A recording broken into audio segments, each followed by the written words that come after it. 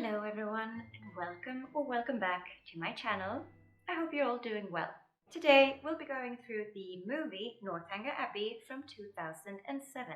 Should you need to brush up on the story from the novel, you can find my detailed plot summary through the link in the description or in the card above. But even so, there are some additions here that were definitely not in the novel, so brace yourselves for that. So why don't you make yourself snug and comfy with some tea or cookies or any other refreshment of your choice, and let's get started. The movie opens up on an interesting note, quite literally, with some very dramatic intro music. This lets us know that they're definitely going to emphasize the gothic elements of the story. We are then given a narrated intro showing Catherine Morland as a child growing up in her big family. The narrator tells this, I believe, somewhat verbatim from the novel, which is always appreciated. Oh, I forgot to close the window. Cannot be having any traffic noises in my video. So we fast forward. Catherine is in her late teens. Her father remarks that she is almost pretty today, and Mr. and Mrs. Allen take her away to Bath. While in the carriage, Catherine has a wild daydream about them being attacked by bandits, and Mr. Allen runs out to fight them but is killed, and the bandit takes a long look at Catherine's necklace, and only her necklace. Trust me, this is only the beginning of Catherine's wet dreams. We arrive in Bath, and Mrs. Allen and Catherine do some shopping before attending their first ball. Just as in the book, Mrs. Allen didn't really know anyone, and they found it very crowded and awkward. So they decided to leave, and as they are trying to find their way through the crowd, Mrs. Allen bumps into a man whose pin gets stuck in her gown. He apologizes, but Mrs. Allen is like, "This costs 9 shillings a yard." Which then strikes up a conversation about muslin gowns. And if you've read the book, you know who has a good knowledge of muslin gowns. Mr. Henry Tilney. This is a deviation from the book, as Catherine does not meet him on her first evening out. But that's fine. I mean, they have to compress the timeline somewhat to make sure that the story fits the runtime. So Catherine and Henry have their first dance here, in which the filmmakers have incorporated their first conversation from the book. So that's nice. But there is a man watching them from the other side of the room. He gives off strong creep vibes, and Catherine asks Henry who he is and why he's staring at them. But Henry just says he doesn't know him. But we all know him, don't we? In the carriage back home, Mr. Allen warns Catherine about making new acquaintances, as there are a lot of scoundrels coming to Bath. But not Henry Tilney, of course. He's respectable. He's a clergyman, after all. And Catherine's like, ew, a clergyman? Which is kind of funny. But Catherine liked his profession and didn't see anything dull about that. Mr. Allen also mentions the Tilney estate, Northanger Abbey, which I think is a good change. It is the name of the story, so I really think it should be mentioned earlier. This triggers Catherine's imagination, and she has another raunchy daydream. This time she's saved by Henry from some ruffian who's chasing her through an old castle.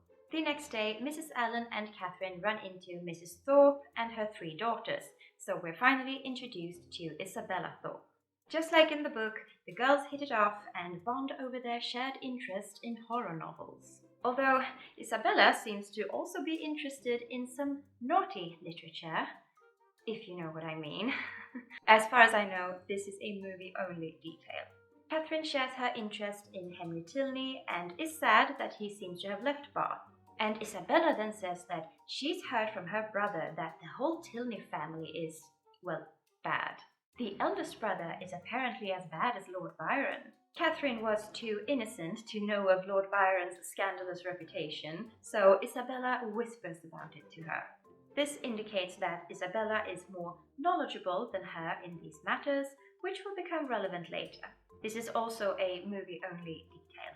The girls then meet their respective brothers, James Morland and John Thorpe.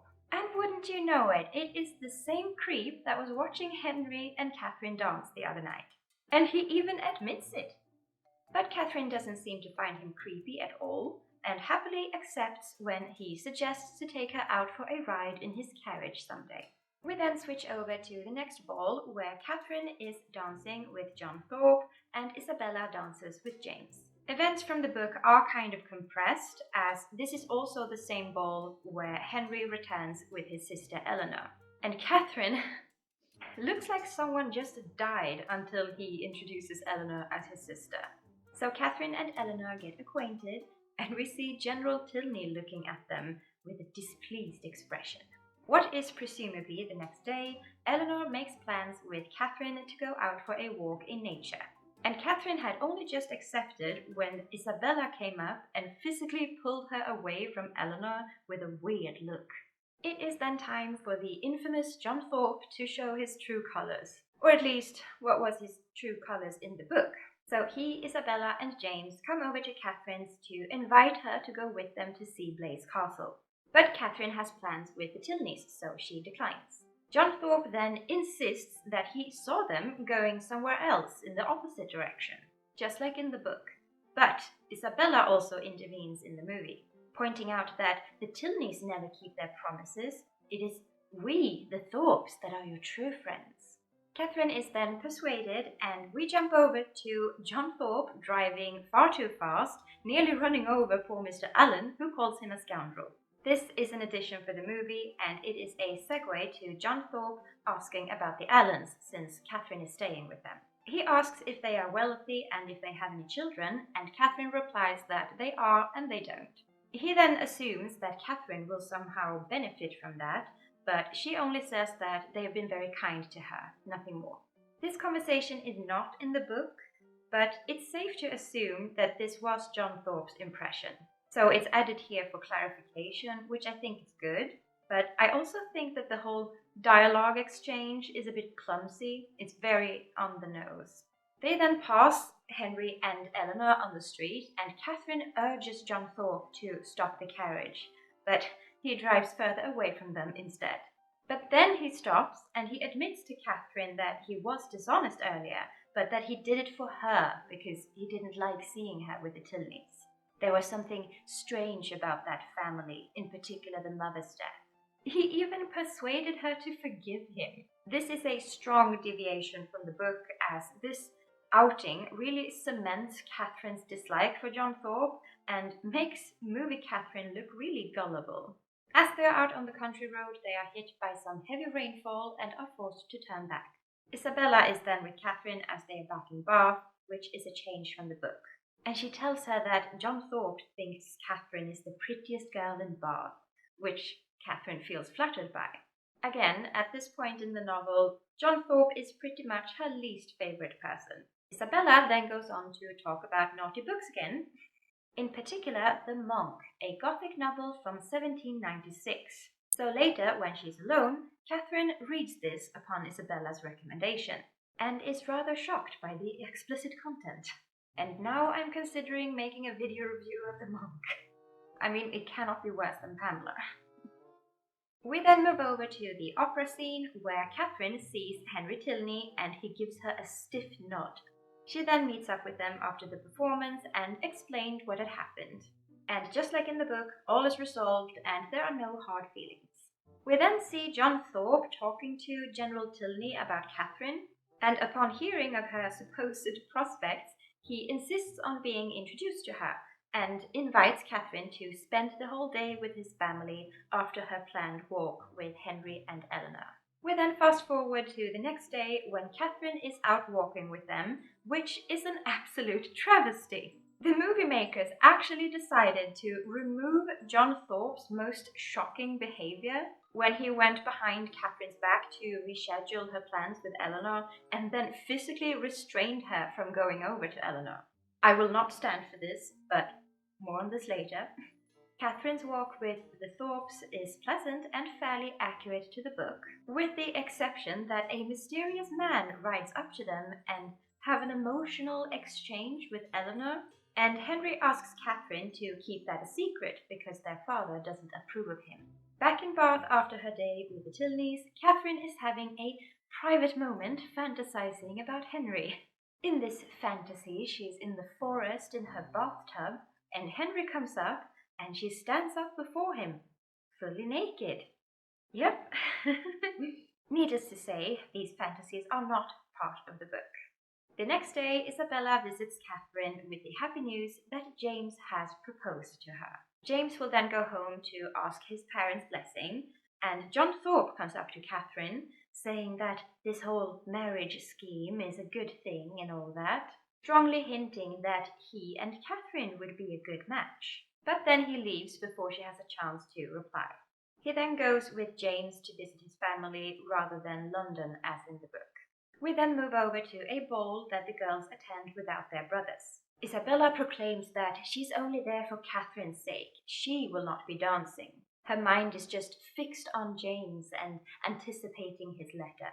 At the ball, they are introduced to the eldest of the Tilney siblings, Captain Tilney. You know, the one who's as bad as Lord Byron.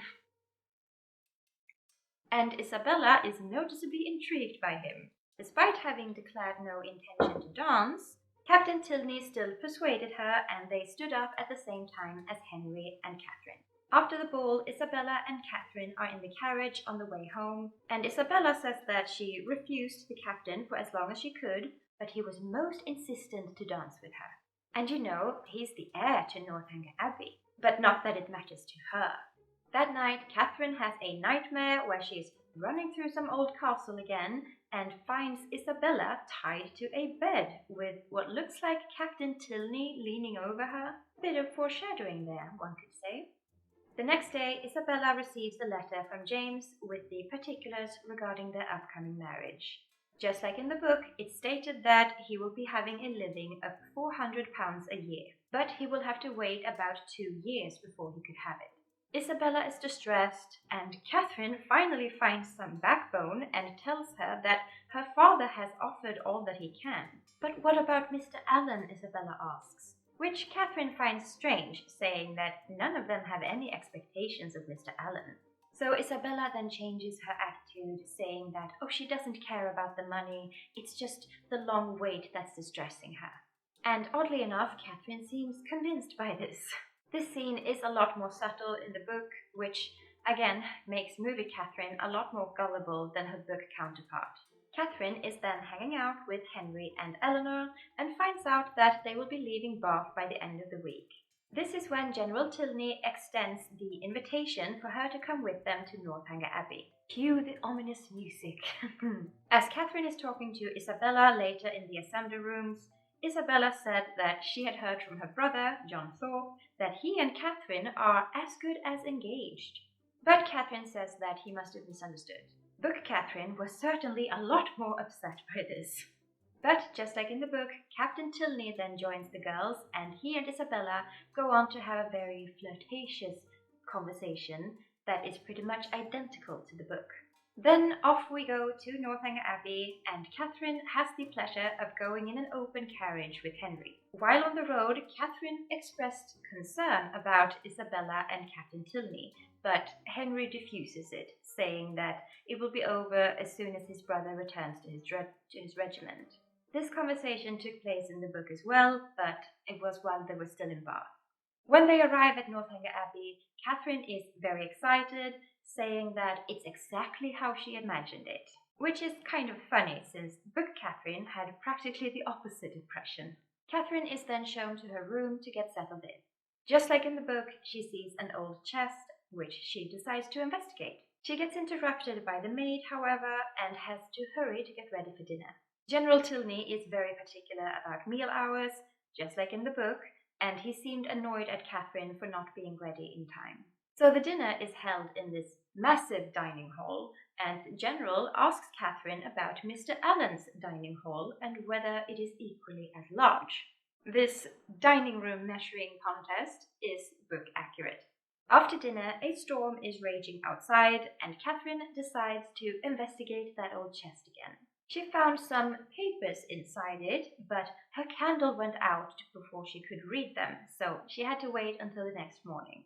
The next morning, she finds that the mysterious papers were nothing more than a laundry list of gentlemen's clothing. This is pretty much the same as in the book, but she found the papers in the cabinet, not the chest. Throughout me filming this, the weather has gone from snowy to cloudy to sunny, so the lighting situation is just all over the place. Sorry about that. Next, we have the walk with Eleanor through her mother's favorite walking path. The lead up to this in the book has been omitted, which was the general's protests in going that way. This is when Eleanor tells Catherine about her mother's death and that she wasn't present for when she passed away. We then get an added scene for the movie, which is Catherine writing to Isabella that she fears some terrible secret lies behind Mrs. Tilney's death. This does make sense, I would say, because in the book she's just thinking this, but the movie had to express this somehow, without going the soap opera route of having her talking out loud to herself. And she was still very fond of Isabella at this point, so it makes sense that she would write to her. The general then announced that he had to go away on some business, but that Henry will stay and keep them company. So Henry, Catherine, and Eleanor are out in the garden, and he's climbing an apple tree and starts throwing apples at them. And they're all laughing way too much at this. You'd think it was a Toffee advert. Couldn't they think of anything else to show that they had a fun time without the general's presence? It's just a weird scene for me. It looks far too forced. Then we get the visit to Woodston, which is basically a non-visit. Henry takes Catherine alone on horseback and shows his parsonage from afar, without actually going in. And then they hurry back to Northanger Abbey in the rain. So they're quite wet and muddy when they get back, and we get a little cheek stroking. I would have forgiven this if it was a 90s production, but in 2007, you could have come up with something else. Or maybe I'm just being too harsh now, I don't know. We then get another garden walk where Catherine says that she feels like the house isn't a happy one, and Henry agrees. He says that Eleanor, who's walking a convenient distance away from them, that she can't marry the man that she loves because he's not wealthy enough. All the siblings have to marry into wealth. So Catherine asks him that what if the woman he loves does not have a fortune? And he responds that that will be a test of his character, which I think was a good response. This piece of dialogue is not in the book, but I'm glad that they kept it somewhat subtle. After this, the timeline gets a bit jumpy. I wonder if this is an editing error, actually. So Henry goes off to Woodston and says that he'll be back the next day. And so Catherine then sneaks off to the forbidden room by herself, which was Mrs. Tilney's old room. And she looks at her portrait. Cue the ominous music again. But then she's caught by Henry, who's apparently not in Woodston anymore, even though he just left in the previous scene. Catherine admits her suspicions of the general that his mistreatment of Mrs. Tilney might have been the cause of her death, and Henry corrects her very similarly to the book. But then he goes a bit further, expressing his deep disappointment in her, and then he rides off again. Like, where are you going? Are you back from Woodston or are you not? Catherine is very upset and cries in her room, just like in the book.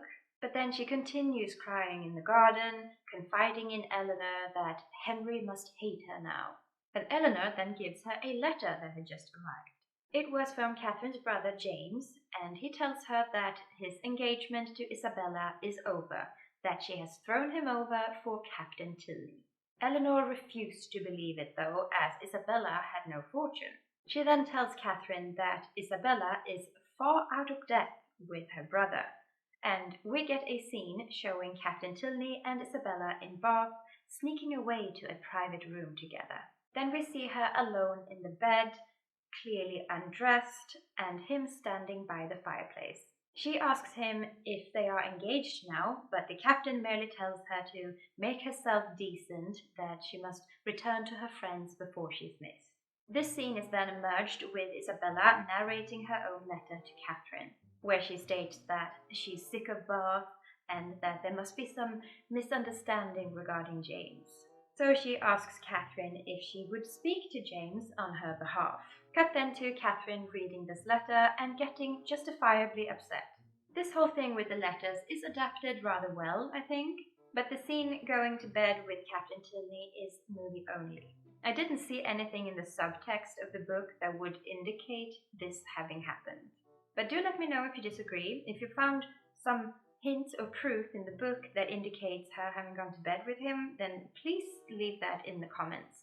Catherine is then walking with Eleanor, again, talking about the whole Isabella ordeal, and she wished that she had never known her. That night, a carriage arrived at the Abbey, revealing a very angry general shouting for Eleanor in the hallway. Eleanor then comes to Catherine looking distressed, as she's turned out of the house immediately. Catherine must travel home alone in the middle of the night. So the general is very angry with her, but he hasn't said why. Catherine thinks that Henry has told him about her suspicions of him, and so she kind of feels like she deserves this treatment. And then the general is looking angrily at her as she leaves. It's all very exaggerated compared to the book, where he did not see her and she did not have to leave until the morning. So Catherine travels home in the night with strangers, one of which was holding a goose, and she arrived home the next morning. We get a little bit more in this section compared to the book. Catherine is catching up with her parents and siblings, and you can tell that they're all very close. Although she throws her copy of The Mysteries of Udolpho in the fire, which I thought was quite dramatic. Jane Austen is turning in her grave, I'm sure.